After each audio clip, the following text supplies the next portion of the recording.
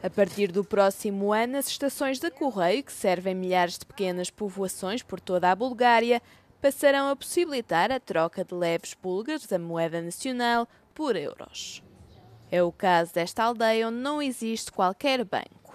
С цел да се избягнат злоупотребите, нямаме Change Bureau и Български пощи за населението, за възрастното, пак казвам, ще бъде много добре.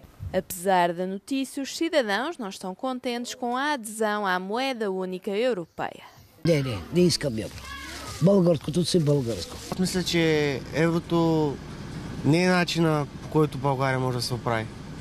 Така много по-млади като нас.